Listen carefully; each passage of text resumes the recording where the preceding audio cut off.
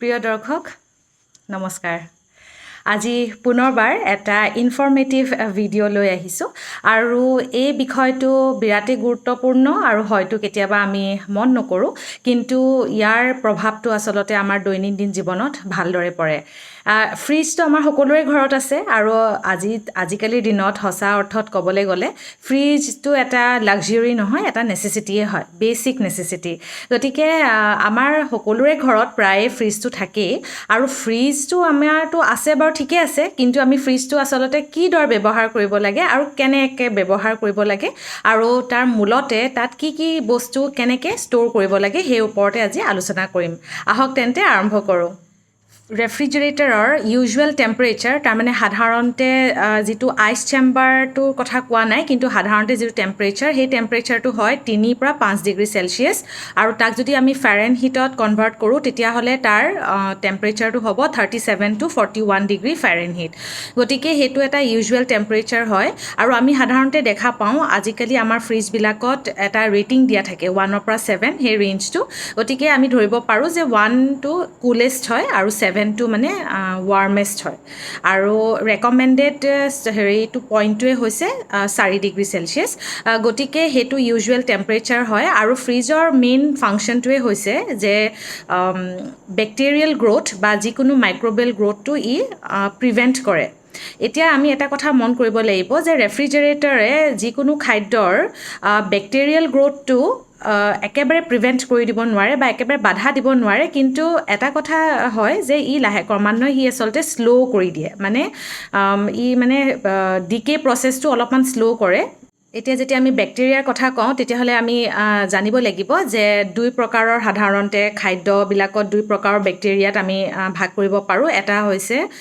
স্পইলেজ bacteria তাৰমানে খাদ্যটো একেবাৰে নষ্ট কৰি দিয়ে আৰু এটা হৈছে পেথোজেনিক বেক্টেৰিয়া গতিকে এই 2 প্ৰকাৰৰ বেক্টেৰিয়াই আমাৰ খাদ্যবিলাকত পোৱা যায় আৰু আমাৰ ফ্ৰিজত আমি পেকেটেড ফুড বা ৰেডিমেড খাদ্যবোৰ ৰখাৰ উপৰিও আমি কিছুমান মানে যিবোৰ অলৰেডি বনোৱা হৈ গ'ল বাট লেফ্ট অভাৰ বা থাকি যোৱা খাদ্যও আমি তাত ৰাখোঁ বা কেতিয়াবা আমাৰ এনেকুৱা হয় কিছুমান আমি অলৰেডি ৰান্ধি পালে আমি ফ্ৰিজত থওঁ গতিকে আমি কি আইটেম কিমানটো দিনলৈকে আমি ষ্ট'ৰ কৰিব পাৰোঁ আহক জানো according to European food information council যাক শ্বৰ্টকৈ ইউফিক বুলি কোৱা হয় তেওঁলোকে এটা মানে এখন লিষ্ট এখন দি দিছিলে যে এইবোৰ খাদ্য ইমান দিনলৈকেহে আচলতে ফ্ৰিজত ৰাখিব পাৰি তাৰ ভিতৰত হৈছে প্ৰথমে আমাৰ কুকড ফিছ তাৰমানে আমি যদি মাছ এনেকৈ ভাজি থওঁ বা মাছৰ কিবা এখন আঞ্জা বনাই থৈ দিওঁ আঞ্জা কথাটো মই নকওঁ আচলতে আমি কি প্ৰকাৰৰ আঞ্জাত কি মানে ইনগ্ৰিডিয়েণ্ট ব্যৱহাৰ কৰিছোঁ সেইটোৰ ওপৰত নিৰ্ভৰ কৰে কিন্তু সাধাৰণতে ফ্ৰাইড ফিছ বা আমি যদি মাছ ভাজি থওঁ তেতিয়া মেক্সিমাম আচলতে 3 ডেইজলৈকে ষ্ট'ৰ কৰিব পাৰিম ঠিক তেনেদৰে কুকড মিট তাৰমানে চিকেন হওক বা অন্য মাংস কুকড মিটটো সাধাৰণতে আমি 3 দিনতকৈ বেছি ৰাখিব নালাগে কিয়নো তাৰ পিছত ক্ৰমান্বয়ে বেক্টেৰিয়েল গ্ৰ'থ আৰম্ভ হয় আৰু যিসমূহ আমাৰ পল্ট্ৰি আইটেম যেনেকৈ মেইনকৈ আমাৰ এগছ যে থাকে ডিম থাকে সেই ডিম মানে ব্ৰইলাৰ ডিম বা লোকেল ডিম যিয়ে নহওক সেই ডিমবিলাক আচলতে চিল্ড কণ্টেইনাৰ্ছত ৰাখিব লাগে আৰু ডিমৰ লংগেভিটিটো মেক্সিমাম 3 উইকছৰলৈকে থাকে তাৰমানে 20-21 দিনলৈকে এটা গুৰুত্বপূৰ্ণ কথা ক'ব বিচাৰিছোঁ আমাৰ যিটো ভাত আমাৰতো ষ্টেপল ফুডটো ভাতেই হয় ভাতটো আচলতে অ'ভাৰনাইট ৰখাটো একেবাৰে বা অ'ভাৰনাইট ৰাখি পিছদিনাখন খোৱাটো একেবাৰে বেয়া পঁইতা ভাতৰ কথাটো বাৰু সুকীয়া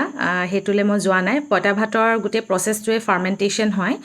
এনেই কিন্তু আমাৰ যিটো ভাত সেই ভাতটো আচলতে অ'ভাৰনাইট ৰাখি পিছদিনাখন দুপৰীয়া মানত খোৱাটো আচলতে নট ৰেকমেণ্ডেবল কিয়নো ভাতত কিছুমান সৰু সৰু এনেকুৱা মানে স্প'ৰ্ছ বুলি কয় বেক্টেৰিয়েল স্প'ৰ্ছ তাত হোৱাৰ সম্ভাৱনা থাকে আৰু তাৰ পৰা আমাৰ ফুড পয়জনিং হোৱাৰ ভয় থাকে ঠিক তেনেদৰে আমি যিটো দাইল ব্যৱহাৰ কৰোঁ দাইলত মেইনকৈ প্ৰ'টিন থাকে আৰু দাইলো সাধাৰণতে অ'ভাৰনাইট খোৱাটো ৰেকমেণ্ডেবল নহয় আৰু ৰিচেণ্ট কিছুমান তথ্য অনুসৰি দাইলটো যদি আমি ষ্ট'ৰ কৰি খাওঁ তেতিয়া ইউৰিক এচিডৰ প্ৰব্লেম হোৱাৰ সম্ভাৱনা বেছি থাকে এইখিনি হৈ গ'ল বেছিক যিখিনি আমাৰ ৰান্ধি থোৱা খাদ্য বা মানে পল্ট্ৰি আইটেম সেইখিনি কেনেকৈ ষ্ট'ৰ কৰিব লাগে এতিয়া ক'ব বিচাৰিছোঁ যিবোৰ কেঁচা মানে ৰ ভেজিটেবলছ হওক বা ৰ মিট হওক ৰ মিট বা ৰ ফিছ তাৰমানে কেঁচা মাছ বা কেঁচা মাংস আমি সাধাৰণতে ভালদৰে ধুই এটা চিল কণ্টেইনাৰত থ'ব লাগে আৰু সাধাৰণতে সেইটো আইচ চেম্বাৰতে থোৱাটো মানে ৰেকমেণ্ডেবল হয় আৰু ঠিক তেনেদৰে পাচলিসমূহো ভালদৰে ধুই শুকুৱাই পেলাই আপুনি নিৰ্দিষ্ট কিছুমান কেৰি বেগছ মানে পলিথিন বেগছটো বাৰু ইমান এডভাইজেবল নহয় তথাপিতো পলিথিন বেগটো আমাৰ অলপ কামতো আহে তেনেকৈ ৰখাটো মানে ৰেকমেণ্ডেড হয় উচিত হয়